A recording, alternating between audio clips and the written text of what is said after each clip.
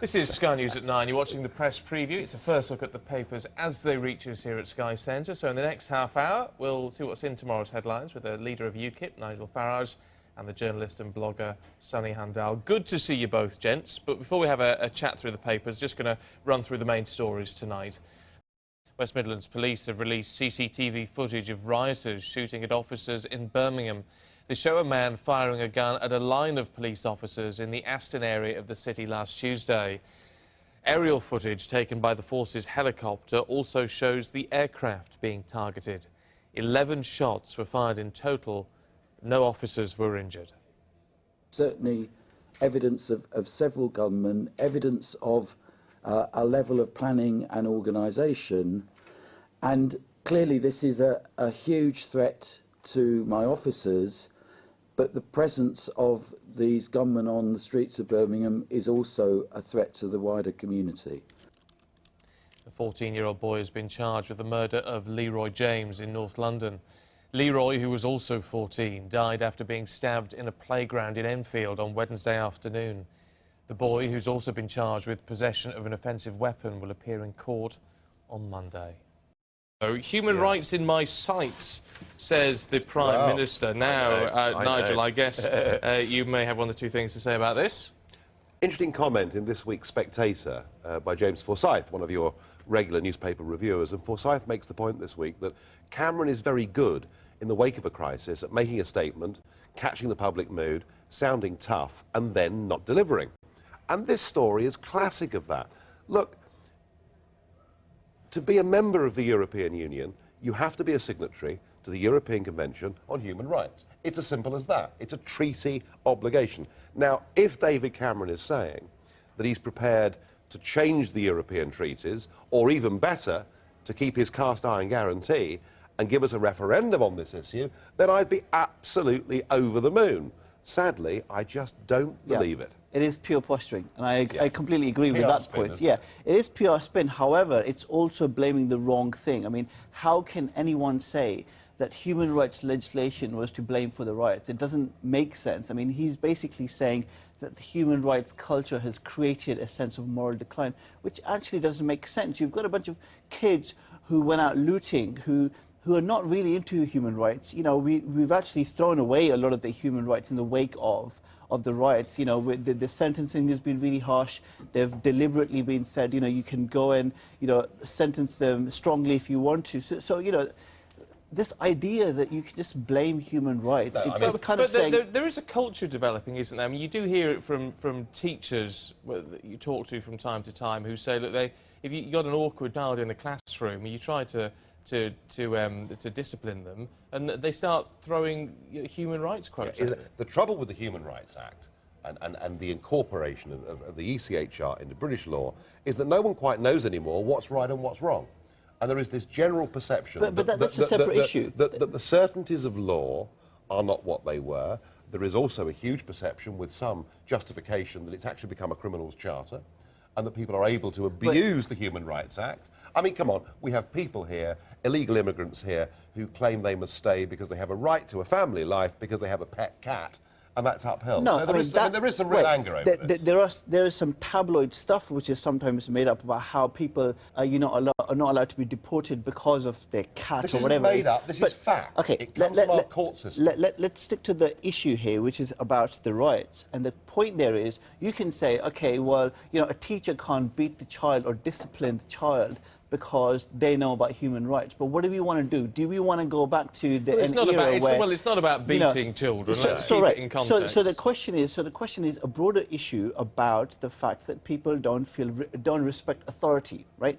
You can say that we have a culture where people don't respect authority. That has got nothing to do with the Human Rights Act. This country has been at the forefront of developing human rights, individual liberties, you know, and that is what has created our democracy. This idea that somehow that is undermining our moral fabric it's ludicrous. I think the system of liberty that we've always known and understood, people clearly knew the difference between right and wrong. The difficulty with human rights is that everything's been thrown up into the air, and there is huge uncertainty. You're conflating two different things. Human rights are about legally enshrined rights about what you're, what you are allowed to do under the law or not.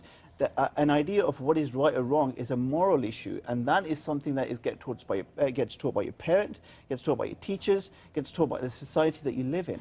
We're living in a society which says greed is good. We're living in a society which says go out and do things and break the law necessarily if you feel that you have to. And this is not just at the bottom, but at the top. You know, with MPs' expenses, with bankers, with people at tabloid newspapers. So the idea that you can just blame sort of a youth, I think you're not looking at the problem. No one's saying that the Human Rights Act is the absolute sole cause of the riots. That's what he's focusing on. I mean, no one's human arguing rights, that. This is what the problem is. But what is for certain is that Cameron will do absolutely nothing about it. And it's back to the moral decline that we were talking about earlier on. And he's saying it's nothing to do with the riots. And he's actually citing some interesting points, isn't he, Nigel? Well, yeah, I mean, look, the whole piece, it seems to me, is Blair self-justification, saying that everything that happened was nothing to do with his time as Prime Minister. That's my take on this story. He says it's not moral decline, but he does say that it's the breakdown of the family. He does say that it's feral youth. I'd have thought, as a devout Christian, he would have thought the breakdown of the family was, in fact, part of that moral decline. And he seems to be saying that had he stayed on as Prime Minister, he would really have got tough with these people. So I must say, I don't find the argument he makes here very credible at all. Well, he does admit some wrong, and he says that, you know, when he intervened after the Jamie Bulger case, you know, he did something similar, and he said at that time it was good politics but bad policy. So his point is that, you know, Cameron's doing the same thing, which is to say, I'm going to be tough, I'm going to sound tough, you know, and then end up actually not putting anything in place that makes sense or does deal with the problem. I will disagree on one point, though. I mean, you said that, you know, the breakdown of the family is moral decline. I mean, it's not necessarily. What we're talking about is people cohabiting more. We're talking about more single parents. Now, single parents doesn't necessarily mean moral decline. I mean, my mother is, you know, has brought me up as a single parent. They can raise you up fine. You know, they can raise you with good moral values. But something is going wrong in some of the communities across the UK, and there has been a focus on black communities in this. There's always something been wrong in certain parts of this country. I mean, you know, this is not the first time which we've had riots. This is not the first time that you've had criminal use. No, it's not. But isn't the difference with this? It's the first time that riots have kicked off in one area, and then anyone with half a chance has just joined in all across the country. That's what it seems to true. do. And part of that is to do with the fact that social media allows people to coordinate better, you know, and it allows people to see what's happening on screen and say, wow, the police have not been able to keep control of this. But there was a message there, wasn't there? I mean, you know, 2 weeks ago in Tottenham, what people saw was looting going on and the police having been given orders not to intervene. So that message... That was a mistake. That was definitely a mistake. That message went out. But I mean, the point about the family, I mean, look, you know, whether it's moral decline or whether the breakdown of the family is moral decline or not, I think there is some justification in saying that there is an absence of father figures in some communities, and the argument that the gang then becomes the substitute for the family, I think is quite a powerful argument. No, it's an easy argument to make. Let me just answer that point. But gangs are powerful. Briefly. Gangs are easy, but you know, you had lots of middle-class families, kids from middle-class families, from perfectly normal families also taking part. So it's easy to say it's certain communities. But the gang culture was behind the beginning of all this. The gang culture has been around for a while, but it goes across the board in Eastern Europe, it goes across the board in all of this, the Sunday Times saying police are searching for 30,000 rioters, which is one heck Where are they going to put them all? of a figure. Yeah, well, the prisons are full already. This is the problem, is it? They've also looking at, and we haven't really got time to discuss it in this section a great deal, home bin collections are axed, which is, it's one of those issues which, you know, in the great scheme of things doesn't seem very important, but actually does have big implications. It impacts on people's lives, and of course it all started because of a whole rash of European laws on landfill, but we probably haven't got time to go through it. Yeah. Interesting stuff. Nigel, Sonny, thank you both very much indeed.